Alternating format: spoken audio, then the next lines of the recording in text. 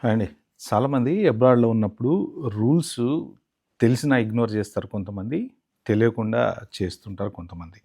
So, ఇప్పుడు మొన్న war memorial దగ్గర డాన్స్ చేసినటువంటి పర్సన్‌ని డిపోర్ట్ చేస్తున్నారు అనేసి న్యూస్ అయితే విపరీతంగా వైరల్ అయింది. యాక్చువల్‌గా ఎందుకు చేస్తున్నారు అంటే వార్ మెమోరియల్ దగ్గర డాన్స్ చేసినందుకు కాదు గానీ అతను హెచ్-1బీ మీద జాబ్ చేస్తూ డాన్స్ స్టూడియో నడిపి డబ్బులు సంపాదిస్తున్నాడు అనే దాని మీద డిపోర్ట్ చేస్తున్నారు అనేసి సోషల్ మీడియాలో న్యూస్ అనమాట. యాక్చువల్‌గా ఏంటంటే ఒక వీసా మీద ఉన్నప్పుడు ఆ వీసాకు ఉండేటువంటి అంటే ఏమేమి ఉంటే మరి ఇప్పుడు మనం పార్ట్ టైమ్ జాబ్ చేయొచ్చా? సైడ్ బిజినెస్ చేయొచ్చా? లేకపోతే ఇంకోటి చేయొచ్చా? అనేవి ఆ కండిషన్స్ కంపల్సరీ తెలుసుకోవాలి. హెచ్-1 వాళ్ళొచ్చేసి ఒక కంపెనీకి పనిచేస్తున్నప్పుడు కాంకరెంట్ హెచ్-1బీ లేకుండా సెకండ్ జాబ్ చేయకూడదు. చాలామంది 2, 2 జాబులు, 3, 3 జాబులు చేస్తుంటారు. ఆ కాంకరెంట్ హెచ్-1బీలో కూడా పార్ట్ టైమే. ఎందుకంటే ఒక మనిషి ఒక కంపెనీకి, ఒక వర్క్‌కి 8 గంటలు చేయగలుగుతాడు. అంతకన్నా ఎక్కువ స్పెండ్ చేయలేడు కదా! మహా అయితే 12 గంటలు ఓవర్ టైమ్ చేసినా.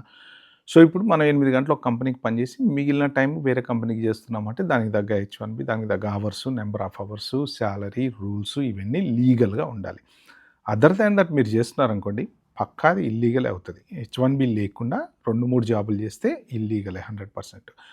ఇంకొకటి హెచ్-4 వాళ్ళు. హెచ్-4 ఈఏడీ వచ్చిన తర్వాత మీరు బిజినెస్ చేసుకోవచ్చు, జాబ్ చేసుకోవచ్చు. ఈఏడీకి ఏమేమైతే రూల్స్ ఉంటాయో ఆ రూల్ ప్రకారం ఏదైనా చేసుకోవచ్చు. వాళ్ళకి హెచ్-1బీకి ఉన్నంత రిస్ట్రిక్షన్స్ ఉండవు. కానీ ఈఏడీ రాకుండా మీరు యూట్యూబ్ ఛానల్ చేయడము, లేపోతే ఇన్‌స్టాలో ప్రమోషన్స్ జేయడము, ఫన్‌కి పెట్టుకోవడం వేరు.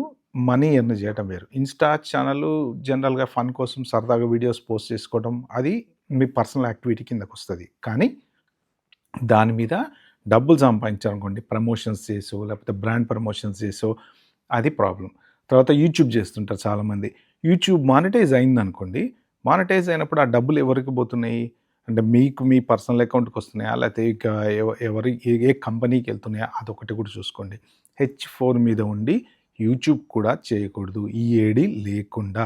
హెచ్-1 వాళ్ళు గూడా యూట్యూబ్ చేయకూడదు. ఎనీ సైడ్ ఇన్‌కమ్ గనక మీకు వస్తే మాత్రం డెఫినెట్‌గా ఇదివరకులాగా లేదు. ఇప్పుడు సిట్యుయేషను డీప్‌గా ప్రతీదీ చెక్ చేస్తున్నారు. ఎక్స్‌టెన్షన్‌కెళ్ళినా లేకపోతే పోర్ట్ ఆఫ్ ఎంట్రీలలో అయినా, వాటిలో అయినా.